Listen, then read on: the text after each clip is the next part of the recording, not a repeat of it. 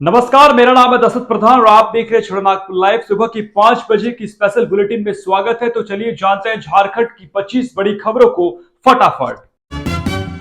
तो 25 बड़ी खबरों को जानने से पहले यदि आपने हमारा चैनल को अब तक सब्सक्राइब नहीं किया है तो तुरंत इसे सब्सक्राइब करते हैं, वीडियोस को लाइक करें और ज्यादा से ज्यादा शेयर जरूर करें।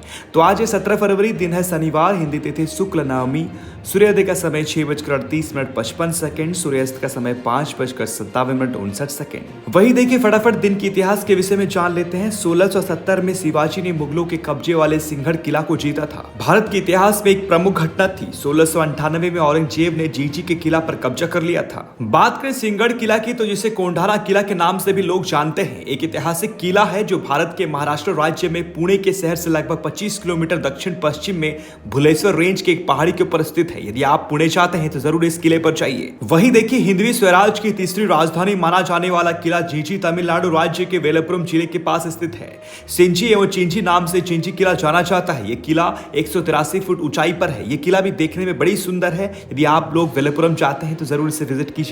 दिन की कुछ और इतिहास देखिए तो 1915 में गांधी जी ने पहली बार शांति निकेतन का दौरा किया था। तो चलिए थोड़ी बहुत शांति निकेतन के बारे में जान लेते हैं। 1901 में मशहूर कवि रविंद्रनाथ टैगोर ने पश्चिम बंगाल के बीरभूम जिले में एक ब्रह्मचारी आश्रम की स्थापना की और बाद में उन्होंने इसका नाम शांति निकेतन रखा। अपने अलग अंदाज, शांति और अपूर्व शिक्षा पद्धति को लेकर पहचान बनाने वाले शांति निकेतन ने यूनेस्को की वर्ल्ड हेरिटेज लिस्ट में एक प्रतिष्ठित स्थान अर्जित किया है।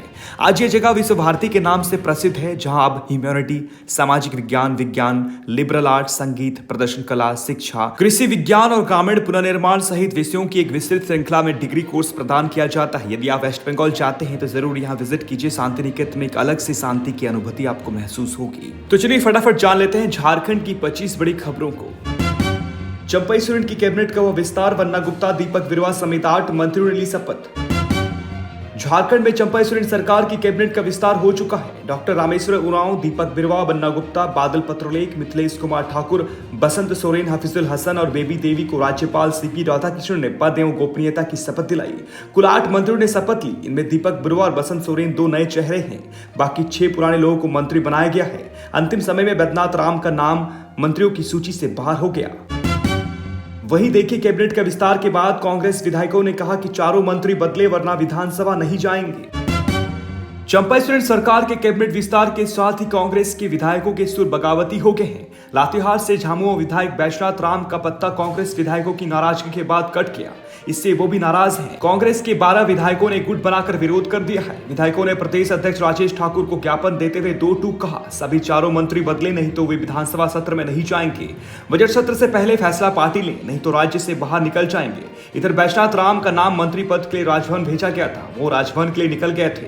इसके बाद सूचना मिली कि उन्हें शपथ नहीं लेना है। वो बीच रास्ते से ही लौट गए। इसके बाद बैजनाथ राम ने पार्टी के खिलाफ ही बगावत कर दी। बैजनाथ राम ने कहा कि राजभवन से नाम आने के बाद अंतिम समय में मुझे मंत्री पद की शपथ लेने से रोक दिया गया। यह अपमानजनक है। मैंने मुख्यमंत्री को बता दिया है कि 2 दिनों के अंदर अगर पार्टी ने उचित निर्णय नहीं लिया तो मैं बड़ा कदम उठाऊंगा। श्री राम ने आगे कहा कि कैबिनेट में अनुसूचित जाति से एक भी मंत्री का नहीं होना दुर्भाग्यपूर्ण है। पार्टी ने फैसला नहीं बदला तो मैं अकेले भी चलने को तैयार हूं।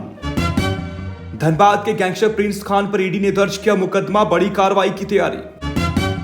धनबाद के व्यापारियों की नाक में दम करने और रंगदारी के पैसे से अकूत संपत्ति बनाने वाले वासीपुर के गैंगस्टर प्रिंस खान और हैदर अली पर शिकंजा कसता ही जा रहा है। इंटरपोल के नोटिस के बाद अब ईडी ने अपनी निगाहें इस हिस्ट्री सीटर पर टेढ़ी कर दी है। ईडी ने प्रिंस पर एनफोर्समेंट केस इन्फॉर्मेशन रिपोर्ट यानी ECIR दर्ज कर ली है। देखिए आर्थिक अपराधों में जिसमें विदेशी मुद्रा का भी मसला होता है उसकी जांच ईडी करता है। एनफोर्समेंट केस इन्फॉर्मेशन रिपोर्ट एक औपचारिक एंट्री होती है जो ईडी द्वारा दर्ज की जाती है। इसमें आरोप और आरोपी के बारे में पूरी जानकारी होती है। देखिए बात करें प्रिंस खान की तो गिरफ्तारी के डर से प्रिंस खान अभी फरार चल रहा है। उसकी खाड़ी देश में छुपे होने की सूचना है। पलामू में साले व बहनोई ने महिला को मारी गोली, पुलिस जांच में जुटी। झारखंड में लगातार अपराध बढ़ रहे हैं। झारखंड के पलामू जिले के मेदिनीनगर शहर थाना क्षेत्र के नावाहाता में एलबीएस स्कूल के सामने 35 वर्षीय मीनाक्षी गोस्वामी को संतोष गोस्वामी और उसके साले गोलू गोस्वामी ने शुक्रवार को दिन दहाड़े गोली मार दी। गोली लगने से महिला गंभीर रूप से घायल हो गई है। इसके बाद उसे अस्पताल में भर्ती कराया गया है, जहां उसका इलाज चल रहा है। वहीं मौके पर पहुंचे एसडीपीओ सदर मणिभूषण प्रसाद ने बताया कि अनुसंधान किया जा रहा है, अपराधी जल्द गिरफ्तार होंगे। लकड़ी चुनने गई बुजुर्ग महिला की आईडी ब्लास्ट में मौत, तुम्बाहा का पत्तातोरवा जंगल में मुठभेड़।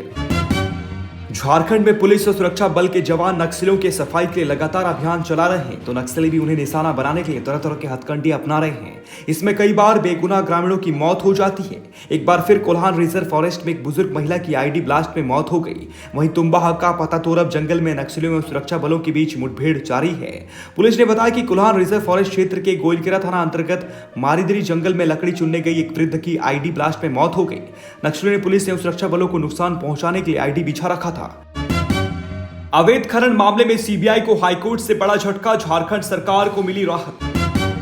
साहेबगंज जिले के नींबू पहाड़ अवैध खनन मामले में सीबीआई को बड़ा झटका लगा है। राज्य सरकार के वकील कपिल सिब्बल ने ऑनलाइन बहस की और अपनी दलील में सीबीआई की जांच को अवैध करार दिया। दोनों पक्षों का फैसला सुनने के बाद झारखंड हाईकोर्ट ने फैसला सुरक्षित रख लिया है। शुक्रवार को जस्टिस सुजीत नारायण प्रसाद की अदालत में मामले की सुनवाई हुई, जिसमें सुप्रीम कोर्ट की सीनियर एडवोकेट कपिल सिब्बल ने झारखंड सरकार का पक्ष रखा। उन्होंने झारखंड हाईकोर्ट को बताया कि सीबीआई ने बिना सरकार की अनुमति की जांच शुरू की। उन्होंने ये भी बताया कि किसी कोर्ट में भी सीबीआई को जांच करने का आदेश नहीं दिया गया था, इसीलिए इस पर रोक लगाई जाए। दुमका के मयूराक्षी नदी के तट पर शुरू हुआ जनजातीय हिजला मेला महोत्सव। हर वर्ष की भांति इस वर्ष भी परंपरा को कायम रखते हुए शुक्रवार से एक सप्ताह तक चलने वाले इस मेले का शुभारंभ ग्राम प्रधान सूरीलाल हंसदा ने किया। महोत्सव की शुरुआत से पूर्व हिजला मेला परिसर में स्थित माझी थान में विधिवत पूजा अर्चना की गई। मेले के उद्घाटन सत्र में रंगारंग सांस्कृतिक कार्यक्रम भी प्रस्तुत किया गया। इसके साथ ही छऊ नृत्य और नटवा नृत्य भी पेश किया गया। देखिए, यदि आप लोक संस्कृति और लोकगीत संगीत को करीब से महसूस करना चाहते हैं, प्रकृति में विद्यमान शाश्वत संगीत और उसकी लय की अनुभूति करना चाहते हैं, लोक मंगल समरसता में डूबना चाहते हैं, तो आपको एक सप्ताह तक चलने वाली इस हिजली मेला में जरूर शिरकत करनी चाहिए। हजारीबाग के 8 साल के बच्ची का अपहरण, 5 लाख की मांगी फिरौती, 4 आरोपी गिरफ्तार।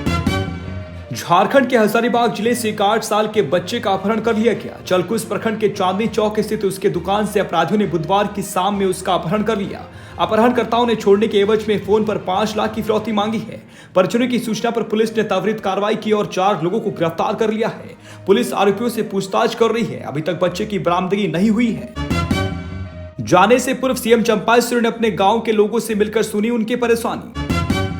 मुख्यमंत्री चंपाई सोरेन गुरुवार को रांची के लिए प्रस्थान करने से पहले सरायकेला खरसावां जिले के गम्हरिया प्रखंड स्थित अपने पैतृक गांव जिलिंगोड़ा में आम लोगों से मिलकर उनकी परेशानियों को सुना, साथ ही त्वरित और यथोचित निराकरण करने का भरोसा दिलाया। चंपाई सोरेन ने कहा कि जन समस्याओं का समाधान सरकार की प्राथमिकता है। उनकी सरकार का हमेशा से प्रयास रहा है कि जनता की परेशानियों का निदान करे। यही वजह है कि आपकी योजना, आपकी सरकार, आपके द्वार कार्यक्रम के तहत अधिकारियों का दल आपके दरवाजे तक पहुंचा और आपकी समस्याओं का पूरा संवेदनशीलता के साथ सुनकर उसका समाधान किया।